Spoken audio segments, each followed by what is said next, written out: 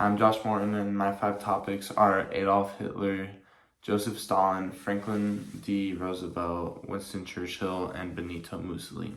My first topic or person is Adolf Hitler. He was born on April 20th in 1889 in a small town in Austria called Benoit am Inn.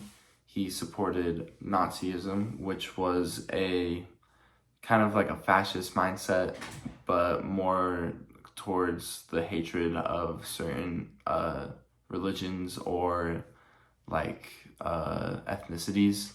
He was the ruler of Germany and the leader of the Nazis from 1933 until his suicide in 1945. And when he was elected into office for Germany during World War II, he got rid of every single other party or other view within 3 months so that he could have all the chances and get all the votes for everything. My next topic or person is Joseph Stalin. He was born on December 6th, 1878, which makes him 10 years older than Adolf Hitler was. During his power, he ruled the USSR and turned it into what was a peasant country into a military and industrial superpower, but in said process also killed a lot of his own people.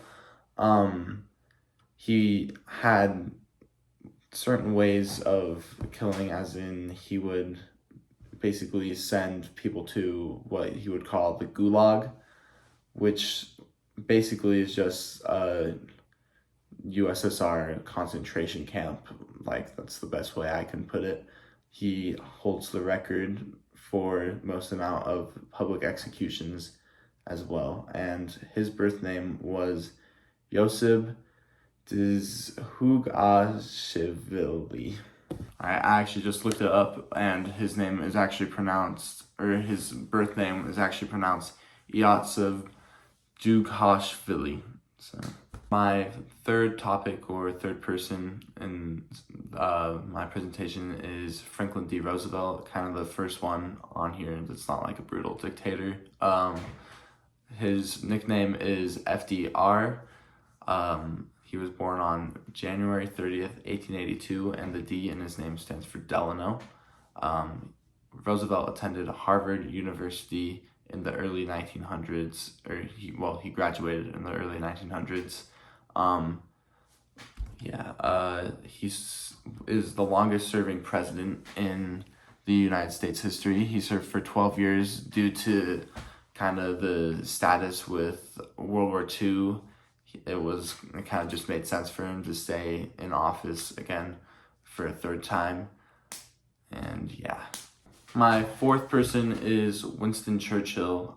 He was the leader of the British during World War II and is actually the oldest person out of these 5, being born on November 30th, 1874.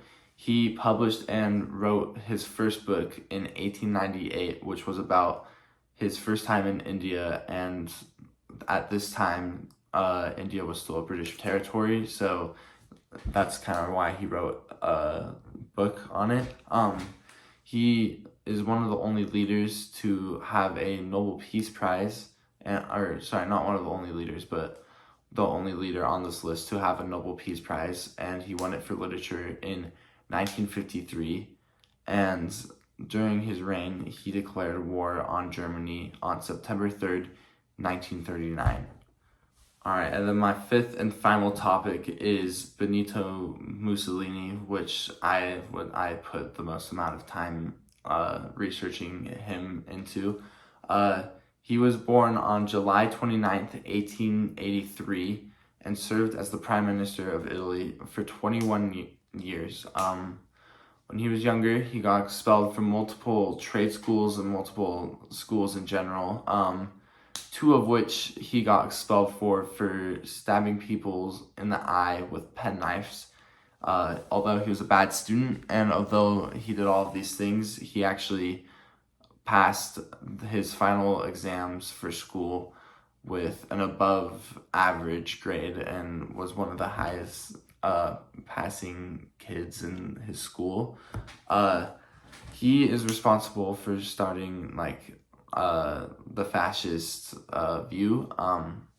He got arrested many times as a younger man because of these views until it started growing in popularity and he started growing more supporters.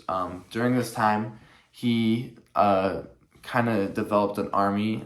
They don't know if he knew about them when they started or if he kind of just led into it after, but they were called the Black Shirts, and they would storm into different cities in Italy to spread the fascist way, and they would get the word around and everything. If it didn't, like, they do whatever they could to make sure the fascist movement got spread. And when Benito Mussolini